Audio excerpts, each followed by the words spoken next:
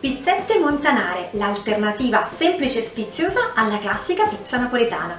Le pizzette montanare sono delle piccole pizze fritte che vengono farcite con polpa di pomodoro dopo la frittura. Non sono le pizze fritte napoletane, che invece sono dei ripieni di pizza fritta, in genere farciti con un ripieno a base di ricotta, salumi e formaggi. Queste sono delle pizzette formate come dei piccoli dischi, realizzate con un semplice impasto per pizza, che vengono fritte e poi al termine della cottura farcite, come vi dicevo, con polpa di pomodoro, formaggio grattugiato, volendo anche qualche cubetto di mozzarella. L'importante è che vi ricordate che in questo caso, dopo la farcitura, la pizza non torna in un luogo di cottura come il forno, quindi la mozzarella resta a pezzetti, non si scioglie, ma un freschissimo fior di latte ci sta bene ugualmente. Partiamo subito con la lavorazione. Ho messo nella ciotola della planetaria, ma potete tranquillamente lavorare l'impasto anche a mano. Se siete abituati a fare la pizza a mano, andate a mano. Vi rilasserete, vi riposerete, nel frattempo ascoltate un po' di musica, insomma molto zen. Nella ciotola della planetaria ho messo farina di forza e farina 00, quindi un mix delle due. Prendo un po' dell'acqua totale, vado a sciogliervi il lievito di birra. Il mio è un lievito di birra fresco, quindi lo vado a sciogliere in acqua. Se utilizzate un lievito di birra secco disidratato, quindi quello in polvere, lo andate ad aggiungere direttamente alle polveri, quindi direttamente alla farina. E ricordate in quel caso là rigorosamente anche un cucchiaino di zucchero. La quantità di lievito di birra disidratato è sempre 1/3 rispetto a quella del lievito di birra fresco. Non mi stancherò mai di ricordarvelo. E come sempre potete diminuire la quantità di lievito a patto di aumentare i tempi di lievitazione. Tutte le informazioni sugli ingredienti, le sostituzioni, tutto quello che vi interessa lo trovate nel box informativo sotto al video, quindi espandetelo e leggete tutto. Aggiungo anche un cucchiaino di malto d'orzo, del tutto facoltativo, se non lo avete, non lo preferite, potete non aggiungerlo. In generale il malto d'orzo è un facilitatore della lievitazione, permette soprattutto al pane ad esempio di dare quella crosta bella croccante. Potete sostituirlo con miele o zucchero. Avvio la lavorazione e gradatamente aggiungo l'acqua.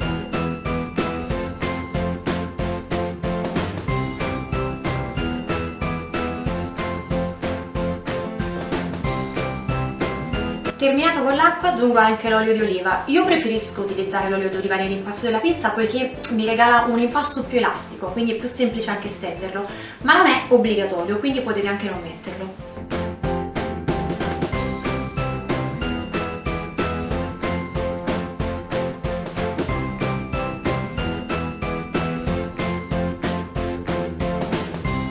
Durante la lavorazione ogni tanto fermo la macchina, stacco l'impasto dal gancio e vado a ribaltarlo.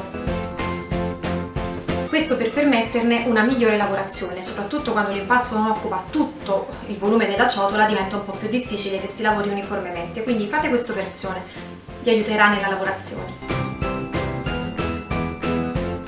E quando l'impasto è abbastanza lavorato lo stacco nuovamente dal gancio e aggiungo il sale. Ultimo ingrediente, lavoro ancora qualche minuto, poi ho terminato la lavorazione.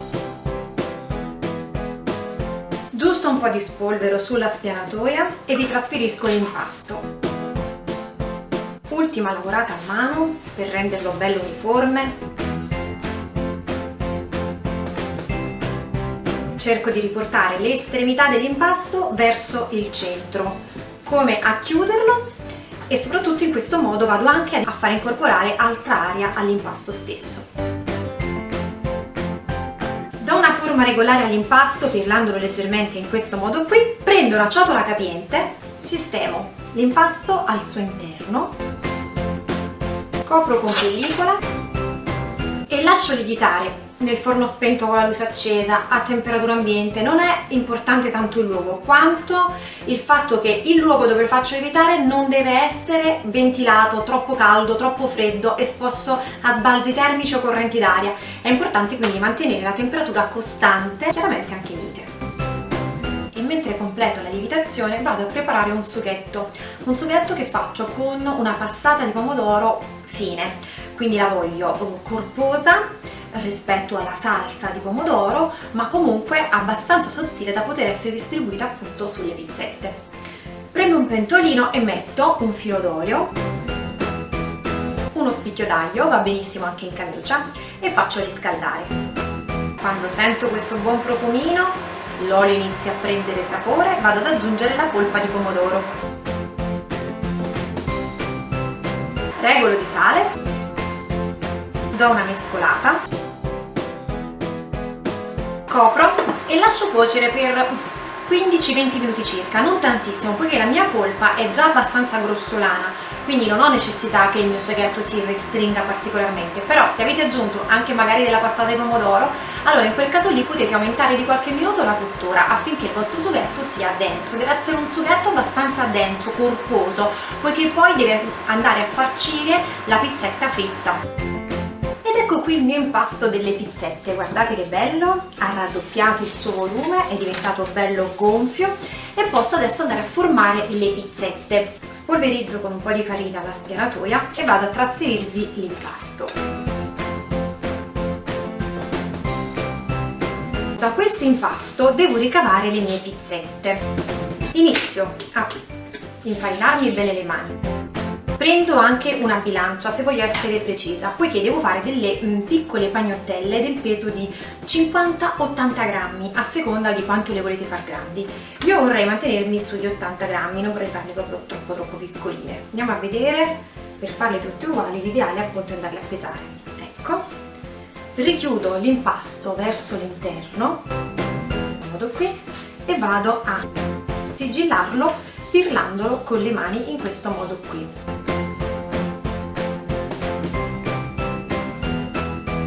L'impasto deve risultare perfettamente chiuso. Ancora un pochino di farina sulla spianatoia e vado a sistemare la prima pallina.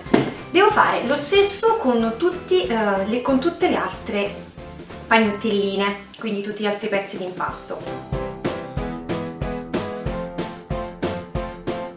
Quando parliamo di pezzi di impasto piuttosto piccoli, come ad esempio appunto queste piccole palline, un po' come quello che succede quando fate i panini, vi risulterà molto più semplice pirlarli tra le mani che non sulla spianatoia, ma se invece vi trovate sulla spianatoia fate anche lì. L'importante è chiudere bene. Se non vi trovate a strozzare l'impasto potete tagliarlo con il tarocco, in questo modo qui.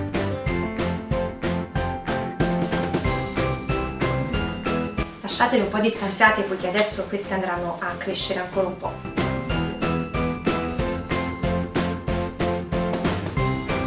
Bene, ho finito di formare le mie pagnottelle, devo lasciarle lievitare ancora 30-45 minuti a seconda di quanto lievito ho utilizzato e del clima ovviamente che c'è in casa.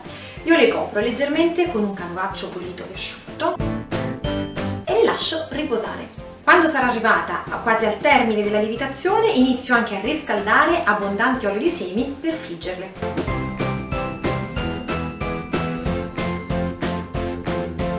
Dunque, a tutti gli ingredienti pronti, le mie pagnottelle sono lievitate, la passata di pomodoro è pronta, ho preso gli ingredienti di farcitura che nel mio caso sono parmigiano grattugiato e basilico freschissimo, non può assolutamente mancare sulle montanare, ho portato a temperatura l'olio di semi di arachidi per friggere. Posso iniziare. Ancora un pochino di spolvero laddove andrò a lavorare le mie pizzette, inizio a prenderli una alla volta. Le sistemo avanti a me ed inizio ad allargarle a mano così.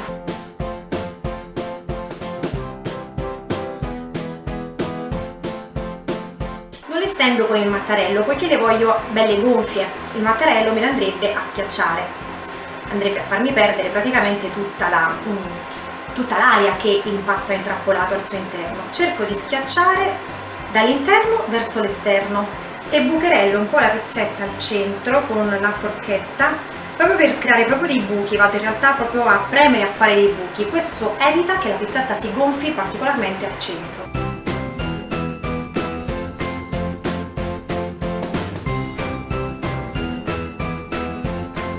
L'olio è pronto e inizio a friggerne una alla volta. La metto nell'olio e mi assicuro che sia tutta entrata all'interno dell'olio, in questo modo non si crea l'effetto gonfio al centro. Faccio dorare bene su entrambi i lati. Ho preparato un piatto dove ho messo della carta assorbente per asciugare l'olio in eccesso. Nel frattempo inizio a stenderne un'altra. Faccio come prima, prendo la pagnottella, la stendo sempre dal centro verso l'esterno, la allargo, La bucherello, ma bene, creando veramente dei buchi per evitare appunto che si gonfi. Nel frattempo questa è pronta, la vado a scolare e passo con la seconda frittura. Nel frattempo quella che ho cotto la asciugo bene dall'olio in eccesso anche girandola. La trasferisco nel piattino dove andrò a farcirla. Ed eccoli qui, le pizzette montanare a questo punto sono pronte. Vado a farcirle con la polpa di pomodoro che avevo preparato prima. Ecco, il buchino centrale che si è formato mi va maggiormente più facilmente appunto ad accogliere questo magnifico sughetto. Buono, buono, buono, buono, buono, buono. Parmigiano grattugiato, a vostro piacimento vi dicevo potete aggiungere tranquillamente anche dei cubetti di mozzarella o provola. L'importante è che siate coscienti del fatto che i cubetti di mozzarella o provola, quindi i cubetti di formaggio, ovviamente non fondono. E immancabile, delicatissima ma profumatissima fogliolina di basilico fresco. Se non avete il basilico fresco potete utilizzare dell'origano secco.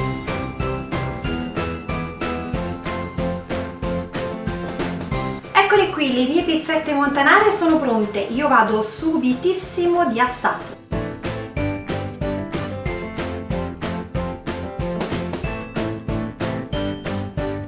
Mamma mia che spettacolo!